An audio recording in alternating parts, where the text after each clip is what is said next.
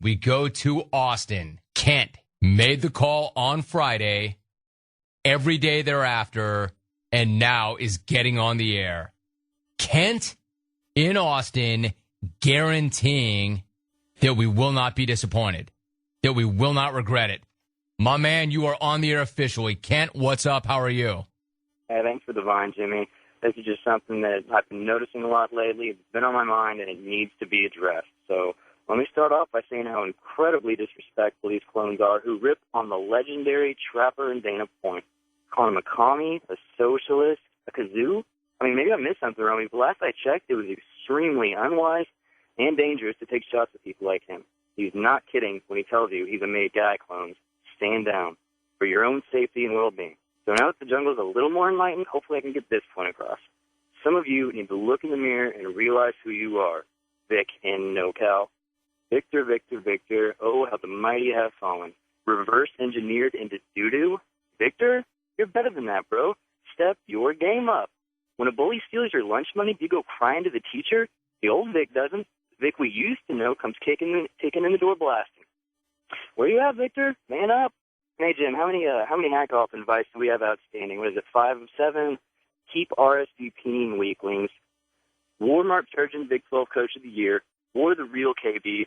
And war reneging. That's not a good call. No. You don't like that call. I don't like that call. Not a very good call. The longer they wait, the harder they fall. The longer they wait, the worse they are. It's directly proportionate, isn't it?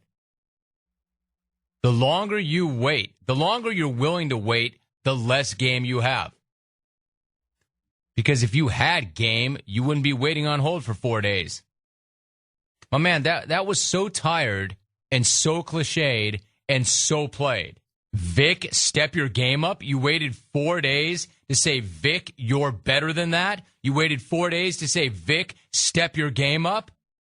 You waited 4 days to say, don't mess with guys like Trapper. He's a made man. 4 days to hit Vic with a Vic, Vic, Vic, Vic, Vic. Oh, Vic. And then the requisite series of wars to end the call that you didn't make it to the end of.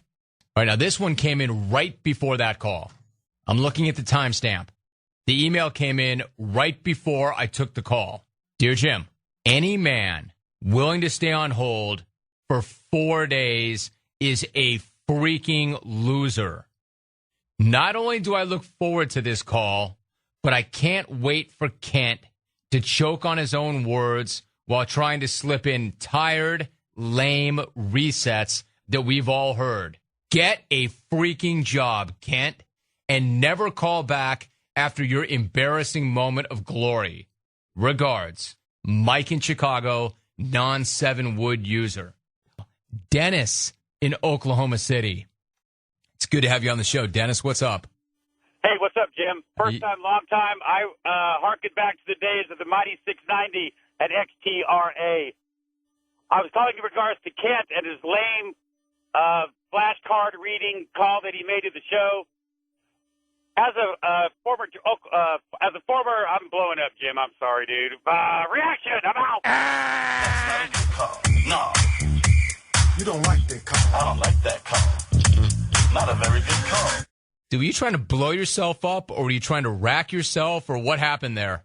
You definitely weren't blowing up. You were melting down, but you weren't blowing up. Flaming out, perhaps. I could have swore he tried to get me to rack him, too, on the way out. Was that a rack, or a react? That's like a guy jumping out of an airplane and forgetting the parachute. This is what happens. If I make you wait too long, you're going to melt down. And if I don't give you enough time to think about it, you're going to melt down. That guy was on hold 14 minutes.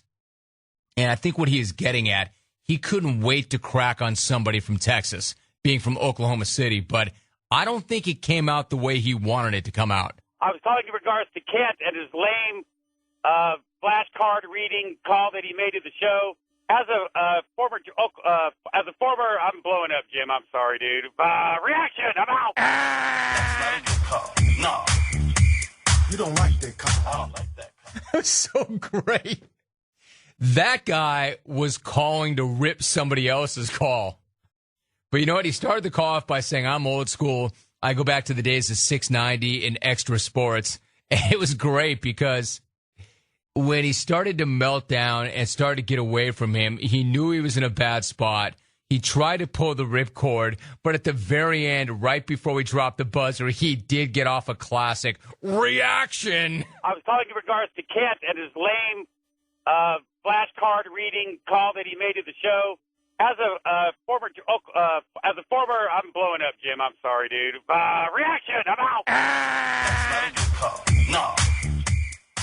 That's funny. That's funny, and that's going to be funny for a long time. Hey, tell me you weren't thinking about Tobin. In contrast, the only thing missing was Tobin screaming, reaction! What doesn't kill you definitely makes you stronger, and that guy is invincible.